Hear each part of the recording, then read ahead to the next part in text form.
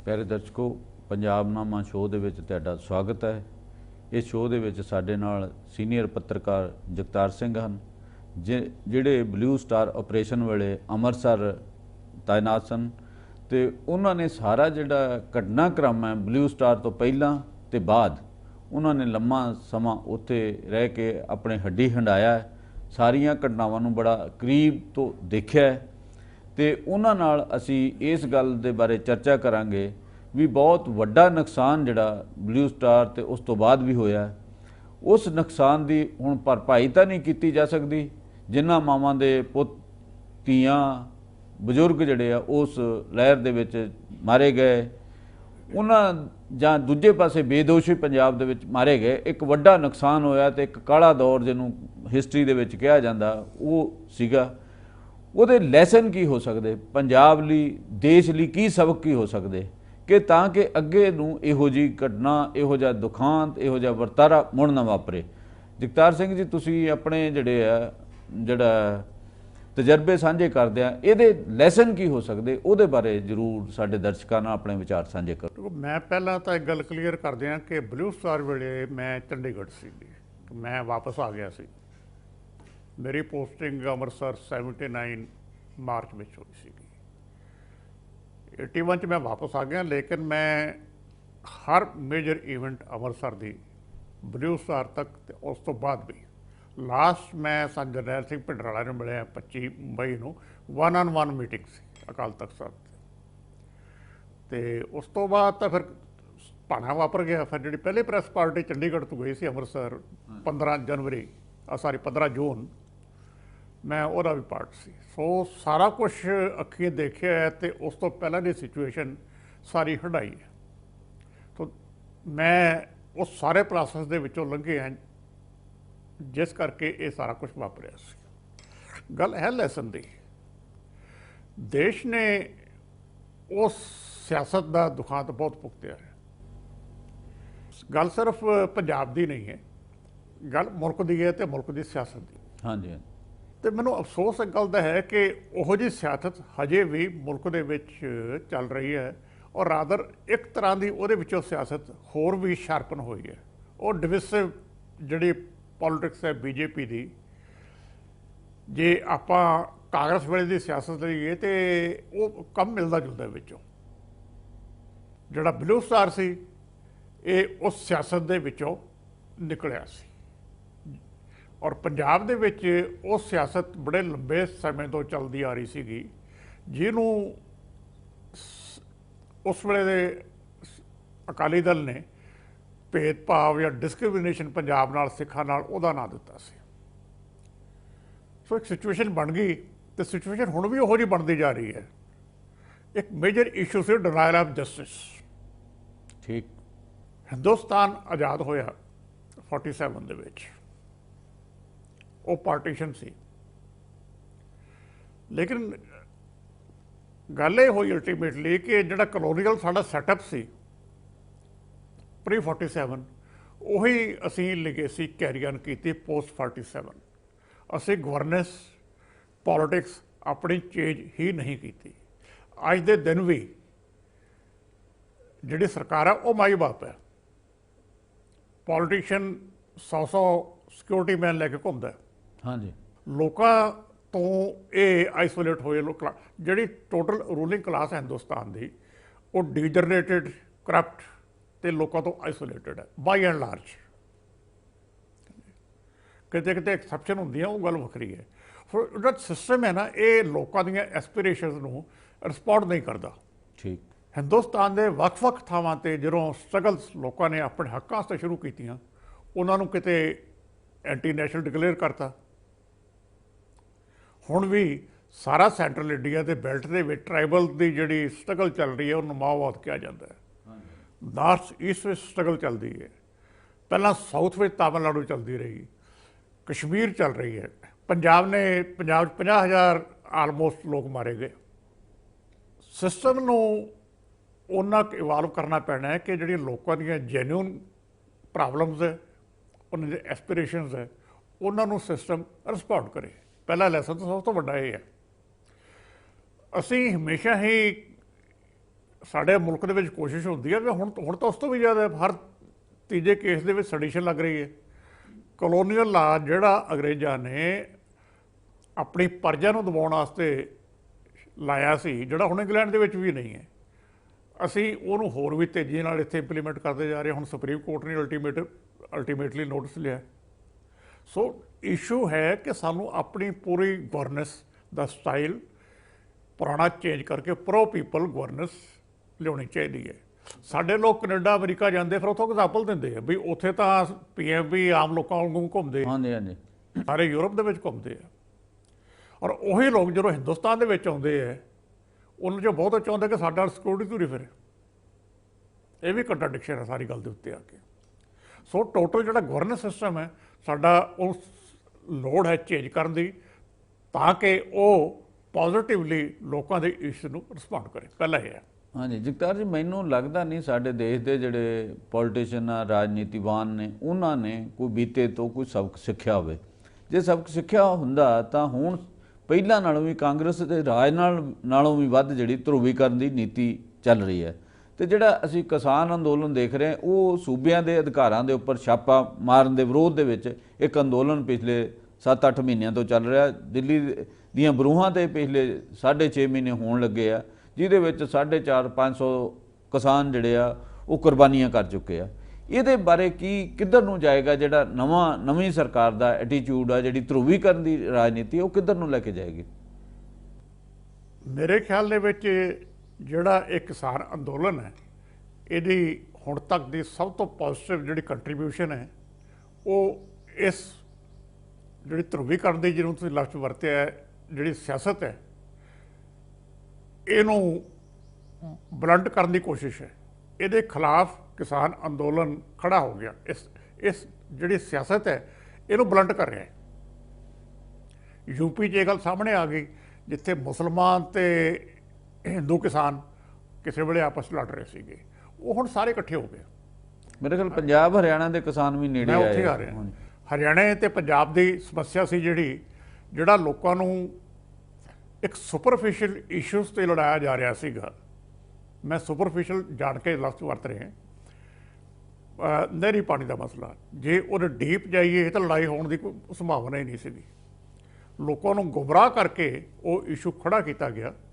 ਅਸਲੀਅਤ ਸਾਰੇ ਇਸ਼ੂ ਦੀ ਕੁਛ ਹੋਰ ਹੈ। ਇਸ ਵੇਲੇ ਆਪਣਾ ਉਹ ਮਕਸਦ ਨਹੀਂ ਉਹ 'ਤੇ ਗੱਲ ਕਰਨ ਦਾ, ਇਸ ਕਰਕੇ ਮੈਂ ਨਹੀਂ ਕਰਦਾ। ਲੇਕਿਨ ਲੋਕਾਂ ਨੂੰ ਲੜਾਉਣ ਦੀ ਸਿਆਸਤ, ਉਹ ਇਸ ਅੰਦੋਲਨ ਨੇ ਉਹ ਖਤਮ ਕੀਤੀ ਹੈ। ਹੁਣ ਅੱਗੇ ਜਿਹੜਾ ਡਰ ਪੈਦਾ ਹੁੰਦਾ ਹੈ, ਡਿਨਾਇਲ ਆਫ ਜਸਟਿਸ, ਜਿਹੜੀ ਗੱਲ ਮੈਂ ਪਹਿਲਾਂ ਕੀਤੀ ਕਿ ਸਰਕਾਰਾਂ ਨੂੰ ਲੋਕਾਂ ਦੀ ਐਸਪੀਰੇਸ਼ਨ ਨੂੰ ਰਿਸਪੌਂਡ ਕਰਨਾ ਚਾਹੀਦਾ ਹੈ। ਇਸ ਵੇਲੇ ਮੋਦੀ ਸਰਕਾਰ ਇਸ ਐਡੇ ਵੱਡੇ ਅੰਦੋਲਨ ਨੂੰ ਰਿਸਪੌਂਡ ਨਹੀਂ ਕਰ ਰਹੀ। ਉਹਦਾ ਕਾਰਨ ਕੀ ਹੈ, ਕੀ ਕੰਪਲਸ਼ਨ ਹੈ, ਇਹ ਜਵਾਬ ਸਿਰਫ ਇੱਕ ਬੰਦਾ ਦੇ ਸਕਦਾ ਹੈ। ਉਹਦਾ ਨਾਂ ਹੈ ਨਰਿੰਦਰ ਮੋਦੀ। ਅੱਜ ਤੱਕ ਕਿਸੇ ਨੂੰ ਇਹ ਨਹੀਂ ਸਮਝ ਆਈ, ਮੋਦੀ ਜੀ ਨੇ ਦੱਸਿਆ ਹੀ ਨਹੀਂ ਕਿ ਇਹ ਲਾਸ ਥਰੂ ਆਰਡੀਨੈਂਸ ਲਿਆਉਣ ਦੀ ਐਮਰਜੈਂਸੀ ਕੀ ਸੀ। ਜਦੋਂ ਸਾਨੂੰ ਇਸ ਚੀਜ਼ ਦਾ ਜਵਾਬ ਦੇ ਦੇਣਗੇ ਤੇ ਸਮਝ ਆ ਜਾਏਗੀ ਵੀ ਇਹ ਲਾਸ ਹੈ ਕਿ ਸਾਰੀ ਇਸ਼ੂ ਕੀ ਸੀਗਾ। ਆਰਡੀਨੈਂਸ ਹਮੇਸ਼ਾ ਕਿਸੇ ਐਮਰਜੈਂਸੀ ਸਿਚੁਏਸ਼ਨ ਨੂੰ ਬੀਟ ਕਰਨ ਵਾਸਤੇ ਲਿਆਂਦੇ ਜਾਂਦੇ ਆ। ਇਹ ਇੱਕ ਨਾਰਮਲ ਲਾਜ਼ ਨੂੰ ਇੰਟਰੋਡਿਊਸ ਕਰਨ ਵਾਸਤੇ ਇਹਨਾਂ ਨੇ ਆਰਡੀਨੈਂਸ ਰੂਟ ਵਰਤਿਆ। ਸੋ ਉਹ ਟੋਟਲ ਮਿਸਯੂਜ਼ ਹੈ ਸਾਰੇ ਇਸ਼ੂਜ਼ ਦੇ। ਜਿਹੜੀ ਸਟੇਟ ਪਾਵਰ ਦੀ ਆਟੋਨਮੀ ਦੀ ਗੱਲ ਹੈਗੀ ਹੈ, ਉਹ ਲਗਾਤਾਰ ਹਰ ਸਰਕਾਰ ਉਹ 'ਤੇ ਇਨਕਰੋਚ ਅਪਾਨ ਕਰਦੀ ਹੈ। ਸਟੇਟ ਦੇ ਵਿੱਚ ਵੀ ਮੈਂ ਨਾਲ ਹੀ ਐਗਜ਼ਾਮਪਲ ਦੇ ਦੇਣਾ, ਸਭ ਤੋਂ ਲੰਬੀ ਲੜਾਈ ਅਕਾਲੀ ਦਲ ਨੇ ਲੜੀ ਆਟੋਨਮੀ 'ਤੇ। ਲੇਕਿਨ ਜਦੋਂ ਆਪਣੀ ਵਾਰੀ ਆਉਂਦੀ ਹੈ ਆਟੋਨਮੀ ਦੇਣ ਦੀ, ਤੇ ਉੱਥੇ ਐਟੀਟਿਊਡ ਬਦਲ ਜਾਂਦਾ ਹੈ। ਐਗਜ਼ਾਮਪਲ ਹਰਿਆਣਾ ਦੀ SGPC ਬਣੀ, ਇਹ ਆਟੋਨਮੀ ਦਾ ਇਸ਼ੂ ਹੈ। ਉਹਦੀ ਮੈਰਿਟਸ ਡੀਮੈਰਿਟਸ ਛੱਡ ਦਿਓ। ਹਰਿਆਣੇ ਦੇ ਸਿੱਖਾਂ ਦਾ ਹੱਕ ਕਿਉਂ ਨਹੀਂ ਕਿ ਆਪਣੇ ਗੁਰਦੁਆਰੇ ਦੀ ਮੈਨੇਜਮੈਂਟ ਆਪ ਕਰਨ? ਉਹ ਅਕਾਲੀ ਦਲ ਨੇ ਅਪੋਜ਼ ਕੀਤਾ। ਸੋ ਜਿਹੜਾ ਡਬਲ ਸਟੈਂਡਰਡਸ ਹੈ ਨਾ ਇਸ ਪੋਲੀਟਿਕਸ ਦੇ ਵਿੱਚ, ਜਦੋਂ ਆਟੋਨਮੀ ਦੀ ਗੱਲ ਕਰਦੇ ਆ ਵੀ ਇਹਨਾਂ ਨੇ ਇਨਕਰੋਚ ਕੀਤਾ ਹੈ, ਇਹ ਰਿਲੇਟਿਵ ਹੈ। ਮੈਨੂੰ ਤਾਂ ਜਗਤਾਰ ਜੀ ਇਹ ਲੱਗਦਾ ਵੀ ਅਕਾਲੀ ਦਲ ਦੀ ਜਿਹੜੀ ਲੀਡਰਸ਼ਿਪ ਹੈ, ਸ਼੍ਰੋਮਣੀ ਗੁਰਦੁਆਰਾ ਪ੍ਰਬੰਧਕ ਕਮੇਟੀ, ਈਵਨ ਅਕਾਲ ਤਖਤ ਦਾ ਜਥੇਦਾਰ, ਮਤਲਬ ਹੋਂਦ ਚਿੱਲੜ ਪਿੰਡ ਗਏ, ਉੱਥੇ ਜਾ ਕੇ ਇਹਨਾਂ ਐਲਾਨ ਕੀਤਾ ਵੀ ਅਸੀਂ ਜਿਹੜੇ ਉੱਥੇ 32 ਸਿੰਘ ਮਾਰੇ ਗਏ ਸੀਗੇ 84 ਦੇ ਵਿੱਚ, ਉਹਨਾਂ ਦੀ ਯਾਦ ਵਿੱਚ ਇੱਕ ਯਾਦਗਾਰ ਬਣਾਵਾਂਗੇ। ਉਹਦਾ ਨੀਂਹ ਪੱਥਰ ਜਿਹੜਾ ਰੱਖਿਆ ਸੀ ਉਹ ਟੁੱਟ ਗਿਆ, ਅੱਜ ਤੱਕ ਉਹਦੇ ਤੇ ਕੋਈ ਕੰਮ ਨਹੀਂ ਕੀਤਾ ਗਿਆ। ਇੱਦਾਂ ਇਸ ਤੋਂ ਇਹ ਲੱਗਦਾ ਵੀ ਜਿਹੜੀ ਧਾਰਮਿਕ ਲੀਡਰਸ਼ਿਪ ਆ ਉਹ ਵੀ ਰਾਜਨੀਤਿਕ ਤੁਸੀਂ ਕਿਹੜੇ ਪਿੰਡ ਦੀ ਗੱਲ ਕਰ ਰਹੇ ਹੋ? 32 ਕਿਹੜੇ ਪਿੰਡ ਦੇ? ਹੋਂਦ ਚਿੱਲੜ ਪਿੰਡ, ਹਾਂਜੀ, ਰਵਾੜੀ ਜ਼ਿਲ੍ਹੇ 'ਚ ਹੋਂਦ ਚਿੱਲੜ ਪਿੰਡ ਹੈ। ਹੋਂਦ ਚਿੱਲੜ ਦਾ ਉਹ ਨਵੰਬਰ 84 ਹੈ। ਹਾਂਜੀ ਹਾਂਜੀ, ਮਤਲਬ ਉਹ ਲੀਡਰਸ਼ਿਪ ਦੀ ਜਦੋਂ ਗੱਲ ਕਰ ਨਹੀਂ, ਉਸ ਤੋਂ ਪਹਿਲਾਂ ਵੀ ਚਲੋ ਨਾ, ਉਹ ਤਾਂ ਜਿਸ ਢੰਗ ਨਾਲ ਉਹ ਸਾਹਮਣੇ ਆਇਆ ਉੱਥੇ ਵੀ ਡਬਲ ਸਟੈਂਡਰਡ ਹੈ, ਕਿਉਂਕਿ ਹੋਂਦ ਚਿੱਲੜ ਵਾਲੇ ਜਿਹੜੇ ਲੋਕ ਸੀਗੇ ਉਹ ਬਠਿੰਡੇ ਆ ਕੇ ਬੈਠੇ। ਹਾਂਜੀ, ਉਹਨਾਂ ਦੇ ਰੈੱਡ ਕਾਰਡ ਵੀ ਉੱਥੇ ਬਣੇ ਸੀ। ਜਦੋਂ ਕਾਰਡ ਬਣੇ ਕਿ ਉਦੋਂ ਅਕਾਲੀ ਲੀਡਰਸ਼ਿਪ ਨੂੰ ਪਤਾ ਨਹੀਂ ਸੀ ਕਿ ਇਹ ਸਾਡੇ ਬਠਿੰਡੇ 'ਚ ਆ ਕੇ ਬੈਠੇ, ਸਾਰਾ ਕੁਝ ਪਤਾ ਸੀ, ਇਹ ਕਿਤੇ ਬੋਲੇ ਹੀ ਨਹੀਂ। ਉਹ ਜਦੋਂ ਕਿਸੇ ਹੋਰ ਸੱਜਣ ਨੇ ਆ ਕੇ ਐਕਸਪੋਜ਼ ਕੀਤਾ ਵੀ ਇਸ ਪਿੰਡ ਦੇ ਵਿੱਚ ਆ ਹੋਇਆ ਸੀ, ਉਹ ਲੋਕ ਤਾਂ ਸਾਰੇ ਬਠਿੰਡੇ ਬੈਠੇ ਸੀ। ਇਹਨਾਂ ਅਕਾਲੀ ਦਲ ਨੂੰ ਪੁੱਛੋ ਵੀ ਤੁਹਾਨੂੰ ਤਾਂ ਪਤਾ ਸੀ, ਪਹਿਲਾਂ ਕਿਉਂ ਨਹੀਂ ਬੋਲੇ? ਸੋ ਗੱਲ ਇਹ ਨਹੀਂ ਹੈ, ਮਸਲਨ ਇਹ ਇਸ਼ੂ ਅੱਜ ਦਾ ਨਹੀਂ ਹੈ, ਚਲੋ ਬਲੂ ਸਟਾਰ ਨਾਲ ਰਿਲੇਟਡ ਹੈ।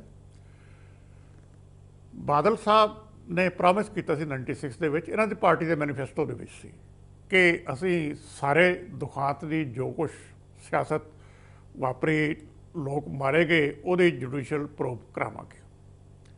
97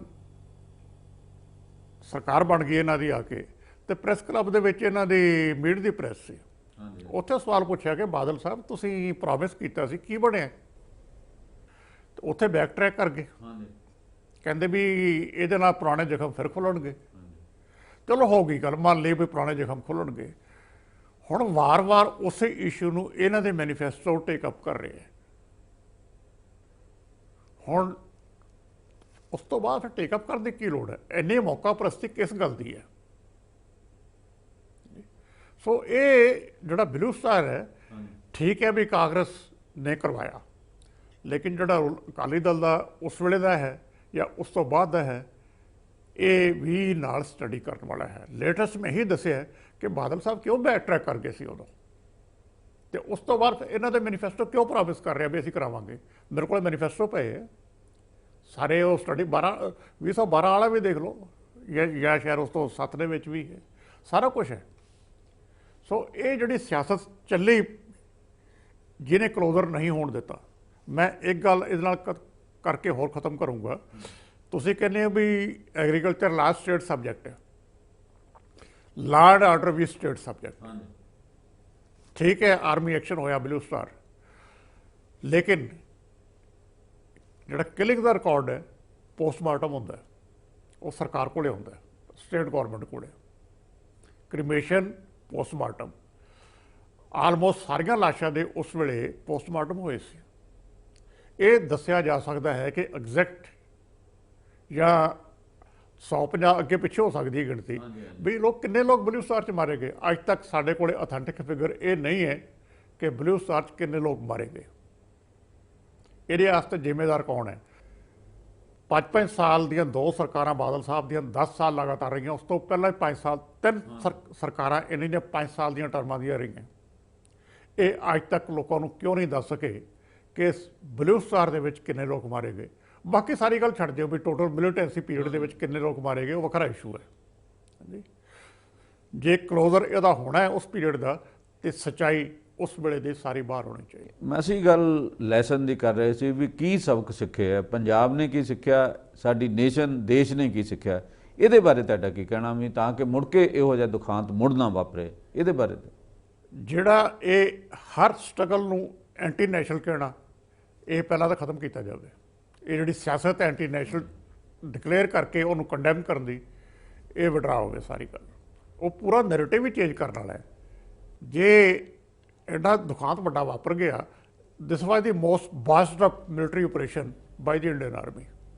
ਕਿ ਮਿਲਟਰੀ ਨੇ ਆਪਣੇ ਇਸ ਆਪਰੇਸ਼ਨ ਦੀ ਐਨਾਲਿਸਿਸ ਕੀਤੀ, ਸਰਕਾਰਾਂ ਨੇ ਦਿੱਲੀ ਦੀਆਂ ਨੇ ਇਹ ਦੇਖਿਆ ਵੀ ਕਿਉਂ ਵਾਪਰਿਆ।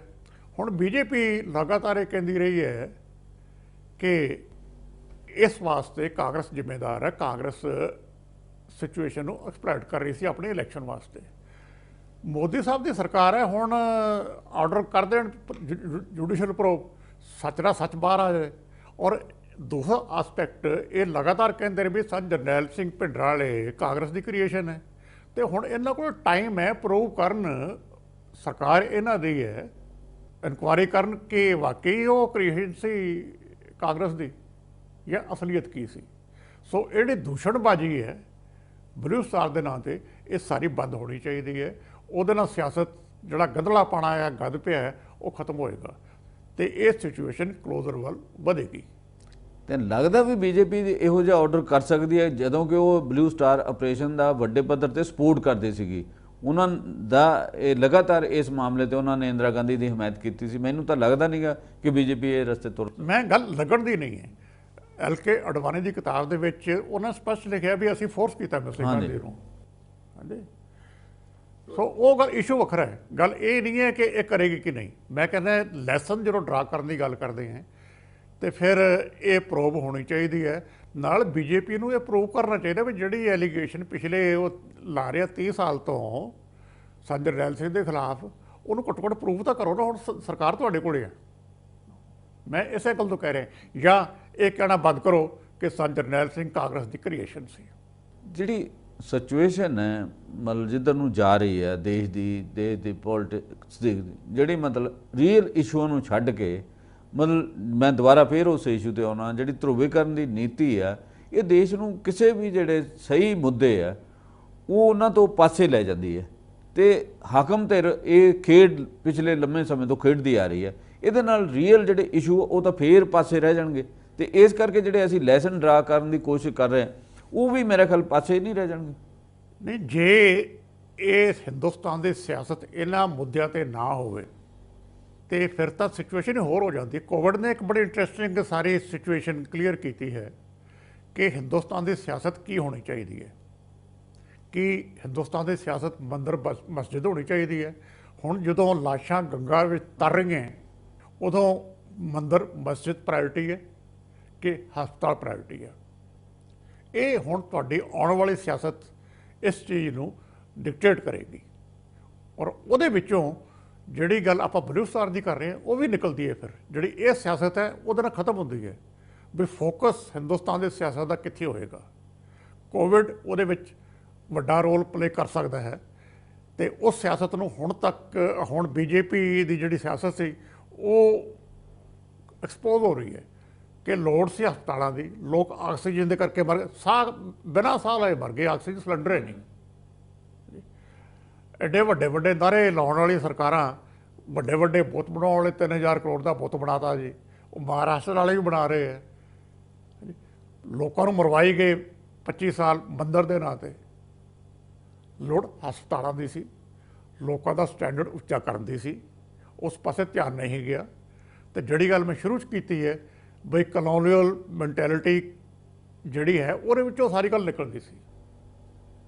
ਉਹ ਸਬਕਾ ਸਾਥ ਸਬਕਾ ਵਿਕਾਸ ਮੈਨੂੰ ਤਾਂ ਲੱਗਦਾ ਸਾਰਾ ਨਗੇਟ ਹੋ ਗਿਆ, ਉਹਦਾ ਤਾਂ ਕੋਈ ਮੀਨਿੰਗ ਹੀ ਨਹੀਂ ਰਹਿ ਗਿਆ। ਨਹੀਂ, ਇਹਦਾ ਕੋਈ ਮੀਨਿੰਗ ਨਹੀਂ ਹੈ। ਸਬਕਾ ਸਾਥ ਸਬਕਾ ਵਿਕਾਸ ਦਾ ਕੋਈ ਮੀਨਿੰਗ ਨਹੀਂ। ਜਿਵੇਂ ਲੋਕ ਮਰੇ ਕੋਵਿਡ ਦੇ ਵਿੱਚ, ਅਜੇ ਵੀ ਮਰ ਰਹੇ। ਇਹ ਨਾਅਰੇ ਹੈ ਜਿਹੜੇ ਹੁਣ ਬੰਦ ਹੋਣੇ ਚਾਹੀਦੇ। ਬਹੁਤ ਹੋ ਗਿਆ। ਲੋਕ ਤਾਂ ਮੈਨੂੰ ਲੱਗਦਾ ਕਿ ਅਲਟੀਮੇਟਲੀ ਕਿਤੇ ਇਹ ਨਾ ਹੋਵੇ ਕਿ ਪੋਲੀਟੀਸ਼ੀਅਨ ਨੂੰ ਕੁੱਟਣ ਲੱਗ ਪੈਣ। ਹੁਣ ਕਿਸਾਨੀ ਦੇ ਸੰਘਰਸ਼ ਦੇ ਵਿੱਚ ਇਹੀ ਹੋ ਰਿਹਾ। ਜੇ ਬੀਜੇਪੀ ਦੇ ਲੀਡਰਾਂ ਨੂੰ ਅਗਲੇ ਬਾਹਰ ਨਿਕਲ ਨਹੀਂ ਦੇ ਰਹੇ ਹਰਿਆਣੇ ਦੇ ਵਿੱਚ ਜਾਂ ਪੰਜਾਬ ਦੇ ਵਿੱਚ ਧਰਨੇ ਮਾਰੇ ਹੋਏ ਉਹਨਾਂ ਨੇ, ਤੇ ਇਹ ਕਿਸੇ ਹੋਰ ਪਾਰਟੀ ਨਾਲ ਵੀ ਕਿਸੇ ਹੋਰ ਇਸ਼ੂ ਤੇ ਵਾਪਰ ਸਕਦਾ ਹੈ। ਇਹ ਮੈਂ ਆਪਣੇ ਆਪ ਇਹਨੂੰ ਮੈਂ ਅੱਛੀ ਡਿਵੈਲਪਮੈਂਟ ਸਮਝਦਾ ਕਿ ਜਿਹੜੇ ਲੋਕ ਡਿਲੀਵਰ ਨਹੀਂ ਕਰ ਸਕਦੇ, ਲੋਕਾਂ ਨੂੰ ਐਕਸਪਲੋਇਟ ਕਰ ਰਹੇ ਹੈ, ਉਹਨਾਂ ਨੂੰ ਸਿਆਸਤ ਵਿੱਚ ਰਹਿਣ ਦਾ ਕੋਈ ਹੱਕ ਨਹੀਂ ਹੋਣਾ ਚਾਹੀਦਾ। ਪਰ ਅਨਫੋਰਚੂਨੇਟ ਹੈ ਕਿ ਸਾਡੇ ਦੇਸ਼ ਦੀ ਸਿਆਸਤੀ ਇਹ ਹੈਗੀ ਵੀ ਅਸੀਂ ਜਿਹੜੇ ਚੋਣ ਮੈਨੀਫੈਸਟੋ ਆ ਉਹਨਾਂ ਦੇ ਵਿੱਚ ਵੱਡੇ ਵੱਡੇ ਵਾਅਦੇ ਕੀਤੇ ਜਾਂਦੇ, ਵਾਅਦੇ ਪੂਰੇ ਨਹੀਂ ਕੀਤੇ ਜਾਂਦੇ। ਤੇ ਇਸ ਕਰਕੇ ਇਹ ਮੰਗ ਉੱਠ ਰਹੀ ਹੈ ਵੀ ਜਿਹੜਾ ਚੋਣ ਮੈਨੀਫੈਸਟੋ ਕਾਨੂੰਨੀ ਦਸਤਾਵੇਜ਼ ਦਾ ਰੂਪ ਬਣਨਾ ਚਾਹੀਦਾ, ਤਾਂ ਕਿ ਜਿਹੜੇ ਵਾਅਦੇ ਨਾ ਪੂਰੇ ਕਰਨ ਵਾਲੇ, ਡਿਲੀਵਰ ਨਾ ਕਰਨ ਵਾਲਿਆਂ ਨੂੰ ਤੋਂ ਜਵਾਬ ਮੰਗਿਆ ਜਾ ਸਕੇ। ਤੇ ਜੇ ਇਹ ਸਾਡੇ ਦੇਸ਼ ਦੀ ਸਿਆਸਤ ਜਿਹੜੇ ਅਸੀਂ ਗੱਲ ਕਰਦੇ ਵੀ ਲੈਸਨ ਡਰਾ ਕਰਨੇ ਚਾਹੀਦੇ, ਜੋ ਨਹੀਂ ਕਰਦੀ ਤਾਂ ਕੀ ਹੋਏ ਇਹਦੇ ਤੇ? ਨਹੀਂ, ਮੈਂ ਨਾਲ ਇੱਕ ਐਗਜ਼ਾਮਪਲ ਹੋਰ ਦਿੰਦਾ। 34 ਸਾਲ ਬੰਗਾਲ ਦੇ ਵਿੱਚ CPM ਨੇ ਰਾਜ ਕੀਤਾ ਤੇ ਜਦੋਂ ਸਰਕਾਰ ਗਈ ਉਦੋਂ ਪਤਾ ਲੱਗਿਆ ਕਿ ਪਿੰਡਾਂ 'ਚ ਤਾਂ ਪੀਣ ਨੂੰ ਪਾਣੀ ਵੀ ਹੈ ਨਹੀਂ। ਕਮਿਊਨਿਸਟ ਸਰਕਾਰ 34 ਸਾਲ ਕੀ ਕਰਦੀ ਰਹੀ। ਅਸੀਂ ਨਾਰਮਲੀ ਇੱਕ ਆਈਡੀਅਲ ਮੰਨਦੇ ਹਾਂ ਕਿ ਪ੍ਰੋ ਪੀਪਲ ਗੌਰਮੈਂਟ ਹੁੰਦੀ ਹੈ ਲੈਫਟ ਦੀ, ਲੇਕਿਨ ਜੋ ਕੁਛ ਪਿੰਡਾਂ ਦੇ ਵਿੱਚ ਹਾਲਤ ਸੀ ਬੰਗਾਲ ਦੇ ਵਿੱਚ ਬਾਅਦ ਵਿੱਚ ਐਕਸਪੋਜ਼ ਹੋਈ ਤੇ ਅੱਜ ਸਭ ਦੇ ਲੋਕਾਂ ਦੇ ਸਾਹਮਣੇ ਉਹ ਪਾਰਟੀ ਵੀ ਲੋਕਾਂ ਦੇ ਨਾਲ ਆਪਣੇ ਵਾਅਦੇ ਪੂਰੇ ਨਹੀਂ ਕਰ ਸਕੀ। ਇਹ ਸਾਰਾ ਸਿਚੁਏਸ਼ਨ ਕਿਵੇਂ ਇੰਪਰੂਵ ਹੋਏਗੀ, ਇਹ ਹਾਲੇ ਮੇਰੇ ਖਿਆਲ ਦੇ ਵਿੱਚ ਉਹ ਸਟੇਜ ਨਹੀਂ ਹੈ ਆਈ ਕਿ ਲੋਕ ਲਹਿਰ ਬਣ ਸਕੇ। ਕਿਸਾਨੀ ਨੇ ਲੋਕ ਲਹਿਰ ਬਣਾਈ ਹੈ, ਉਹ ਆਪਣੀ ਥਾਂ ਤੇ ਹੈ। ਤੇ ਜਦੋਂ ਪਿੰਡ ਉੱਠ ਕੇ ਜਾਂ ਸ਼ਹਿਰ ਉੱਠ ਕੇ ਇਹ ਪ੍ਰੈਸ਼ਰ ਪਾਉਣਗੇ, ਮੈਂ ਐਗਜ਼ਾਮਪਲ ਛੋਟੀ ਜਿਹੀ ਹੋਰ ਦੇ ਦੇਣਾ। ਇੱਕ ਗੱਲ ਪੰਜਾਬ ਦੀ ਹੈ। ਹੁਣ ਸਾਡੇ ਇੰਨਾ ਰੌਲਾ ਪੈ ਰਿਹਾ ਵੀ ਸਿਆਸਤ ਦਾ ਜੀ ਕੈਪਟਨ ਸਾਹਿਬ ਇਹ ਨਹੀਂ ਕੀਤਾ, ਉਹ ਨਹੀਂ ਕੀਤਾ। ਬਿਲਕੁਲ ਠੀਕ ਹੈ, ਸਰਕਾਰ ਚਲਾਈ ਹੀ ਨਹੀਂ ਉਹਨਾਂ ਨੇ, ਸਭ ਨੂੰ ਪਤਾ, ਆਊਟਸੋਰਸ ਕਰਤੀ। ਪਰ ਮੈਂ ਇੱਕ ਦਿਨ ਇੱਕ ਗੱਲ ਪੁਆਇੰਟ ਆਊਟ ਕੀਤੀ ਸੀਗੀ ਇਹਨਾਂ ਦੀ ਸਰਕਾਰ ਬਣਨ ਤੋਂ ਬਾਅਦ 2 ਸਾਲ ਬਾਅਦ। ਮੈਂ ਕਿਹਾ ਵੀ 2 ਸਾਲ ਪਹਿਲਾਂ ਅੰਮ੍ਰਿਤਸਰ ਜਿੰਨਾ ਗੰਦਾ ਸੀ ਅੱਜ ਵੀ ਓਨਾ ਗੰਦਾ ਹੈ। ਮੈਂ ਇਹਨੂੰ ਹੋਰ ਅੱਗੇ ਲੈ ਕੇ ਚੱਲਦਾ। ਮੈਂ ਕਹਿੰਦਾ ਜਿਹੜਾ ਅੰਮ੍ਰਿਤਸਰ ਜਿਹੜਾ 20 ਸਾਲ ਪਹਿਲਾਂ ਗੰਦਾ ਸੀ ਅੱਜ ਵੀ ਓਨਾ ਹੀ ਗੰਦਾ ਹੈ। ਕੌਣ ਜ਼ਿੰਮੇਦਾਰ ਹੈ? ਸਭ ਤੋਂ ਮਤਲਬ ਪਵਿੱਤਰ ਸ਼ਹਿਰ ਸਿੱਖਾਂ ਦਾ ਮੰਨਿਆ ਜਾਂਦਾ ਹੈ ਕਿ ਜਿਹੜੇ ਲੋਕ ਅੰਮ੍ਰਿਤਸਰ ਦੀ ਨੁਮਾਇੰਦਗੀ ਕਰਦੇ ਹੈ ਦਿੱਲੀ ਵਿੱਚ ਜਾਂ ਚੰਡੀਗੜ੍ਹ ਵਿੱਚ, ਉਹ ਇਹਦਾ ਜਵਾਬ ਦੇ ਸਕਦੇ ਆ ਕਿ ਉਹਨਾਂ ਦੀ ਕੰਟਰੀਬਿਊਸ਼ਨ ਕੀ ਹੈ। ਇੱਥੋਂ ਸਾਰੀ ਸਿਆਸਤ ਦੇ ਜਵਾਬ ਮਿਲਦੇ ਆ ਵੀ ਸਿਆਸਤ ਕਿਹੋ ਜਿਹੀ ਹੋਣੀ ਚਾਹੀਦੀ ਹੈ ਤੇ ਇਹਨਾਂ ਲੋਕਾਂ ਦਾ ਐਟੀਟਿਊਡ ਕਿਹੋ ਜਿਹਾ ਹੋਣਾ ਚਾਹੀਦਾ। ਵੱਡੀਆਂ ਵੱਡੀਆਂ ਗੱਲਾਂ ਕਰਨੀਆਂ ਉਹ ਵੱਖਰੇ ਇਸ਼ੂ ਹੁੰਦੇ ਆ, ਉਹ ਰੈਟਰਿਕ ਹੈ ਕੋਈ ਵੀ ਹੋਵੇ। ਲੇਕਿਨ ਗ੍ਰਾਸ ਰੂਟ ਤੇ ਕੰਮ ਕੀ ਹੈ ਉਹ ਸਾਹਮਣੇ ਨਜ਼ਰ ਆਉਂਦਾ ਹੁੰਦਾ ਹੈ। ਇਸ ਕਰਕੇ ਉਹ ਸਿਆਸਤ ਚੇਂਜ ਕਰਨ ਦੀ ਲੋੜ ਹੈ। ਲੱਗਦਾ ਵੀ ਕੋਈ ਇਹ ਸਾਰੇ ਕਾਸੇ ਜਿਹੜੇ ਅਸੀਂ ਪੰਜਾਬ ਨੇ ਦੁਖਾਂਤ ਭੋਗੇ ਆ, ਇਹਨਾਂ ਤੋਂ ਕੋਈ ਸਬਕ ਲਿਆ ਜਾਏਗਾ, ਜਾਂ ਜਿਹੜੇ ਬਹੁਤ ਸਾਰੇ ਬੱਚੇ ਜਿਹੜੇ ਉਹ ਦੌਰ 'ਚ ਅਨਾਥ ਹੋ ਗਏ ਸੀ ਉਹਨਾਂ ਦੇ ਬਾਰੇ ਵੀ ਕੋਈ ਗੱਲ ਕੀਤੀ ਗਈ ਹੋਏਗੀ? ਹੁਣ ਤਾਂ ਵੱਡੇ ਹੋ ਗਏ ਆ। ਦੇਖੋ ਜੀ, ਇਹ ਜਿਹੜਾ ਕਲੋਜ਼ਰ ਹੁੰਦਾ ਨਾ ਮੂਵਮੈਂਟ ਦਾ, ਕੋਈ ਵੀ ਹੋਵੇ, ਇੰਟਰਨੈਸ਼ਨਲ ਲੈਵਲ ਤੇ ਇਹ ਗੱਲ ਸਟੱਡੀ ਕੀਤੀ ਗਈ ਹੈ। ਜਦ ਤੱਕ ਕਲੋਜ਼ਰ ਨਹੀਂ ਹੁੰਦਾ ਇਹ ਇਸ਼ੂ ਟੇਕਅਪ ਹੈਂਡਲ ਨਹੀਂ ਹੁੰਦੇ। ਇਹ ਸਾਰੇ ਕਲੋਜ਼ਰ ਦਾ ਪਾਰਟ ਹੈ। ਕਲੋਜ਼ਰ ਦੇ ਵਿੱਚ ਕੀ ਹੁੰਦਾ? ਇਨਕੁਆਇਰੀ ਹੋਵੇ, ਉਹ ਸਾਰੇ ਸਿਚੁਏਸ਼ਨ ਦੀ ਵੀ ਹੋਇਆ ਕੀ ਸੀਗਾ, ਕਿਉਂ ਵਾਪਰਿਆ। ਹੁਣ ਪੰਜਾਬ ਦੇ ਵਿੱਚ ਜਿਸ ਢੰਗ ਨਾਲ ਪੁਲਿਸ ਨੇ ਫੇਕ ਐਨਕਾਊਂਟਰ ਕਰਕੇ ਲੋਕਾਂ ਨੂੰ ਟਾਰਚਰ ਕਰਕੇ ਮਾਰਿਆ, ਉਹਦਾ ਜਵਾਬਦੇਹ ਕੌਣ ਹੈ? ਗੱਲ ਸਿਰਫ ਇਹ ਨਹੀਂ ਬੱਚੇ ਅਨਾਥ ਹੋਏ, ਦੋਵੇਂ ਪਾਸਿਓਂ ਵਾਇਲੈਂਸ ਹੋਈ ਔਰ ਬਰੂਟਲ ਵਾਇਲੈਂਸ ਹੋਈ ਹੈ। ਤੇ ਮੈਨ ਵਿਮਨ ਟਾਰਚਰ ਹੋਇਆ, ਸਾਰਾ ਕੁਝ ਸਭ ਦੇ ਸਾਹਮਣੇ ਰਿਕਾਰਡ ਹੈ। ਉਹਦੀ ਪ੍ਰੋਪਰ ਪ੍ਰੂਫ ਕਰਕੇ ਉਹਨੂੰ ਸਾਰੀ ਗੱਲ ਨੂੰ ਕਿਸੇ ਸਿਰੇ ਲਾਇਆ ਜਾਵੇ। ਤੇ ਇਹ ਨਹੀਂ ਹੁੰਦਾ ਵੀ ਕਸੂਰਵਾਰ ਹੁਣ ਨਹੀਂ ਹੈ, ਇਤਿਹਾਸ ਜਵਾਬ ਮੰਗਦਾ ਹੁੰਦਾ ਹੈ। ਤੇ ਇਤਿਹਾਸ ਅੱਜ ਵੀ ਜਵਾਬ ਮੰਗ ਰਿਹਾ ਹੈ ਕਿ ਉਸ ਪੀਰੀਅਡ ਦੇ ਵਿੱਚ ਜੋ ਕੁਝ ਹੋਇਆ ਸੀ ਉਹਦੀ ਅਸਲੀਅਤ ਲੋਕਾਂ ਸਾਹਮਣੇ ਲਿਆਂਦੀ ਜਾਵੇ। ਔਰ ਸਰਕਾਰਾਂ ਘੱਟੋ ਘੱਟ ਇਹ ਕਰਨ, ਕੇਂਦਰ ਸਰਕਾਰ ਉਸ ਵੇਲੇ ਦੇ ਸਾਰੇ ਡਾਕੂਮੈਂਟਸ ਰਿਲੀਜ਼ ਕਰ। ਜਗਤਾਰ ਜੀ, ਇਹ ਸ਼ੋਅ 'ਚ ਸਾਡੇ ਨਾਲ ਜੁੜਨ ਲਈ ਤੁਹਾਡਾ ਬਹੁਤ ਬਹੁਤ ਸ਼ੁਕਰੀਆ। ਇੱਥੇ ਅਸੀਂ ਆਪਣੇ ਦਰਸ਼ਕਾਂ ਕੋਲੋਂ ਆਗਿਆ ਲੈਂਦੇ। ਬਹੁਤ ਬਹੁਤ ਧੰਨਵਾਦ।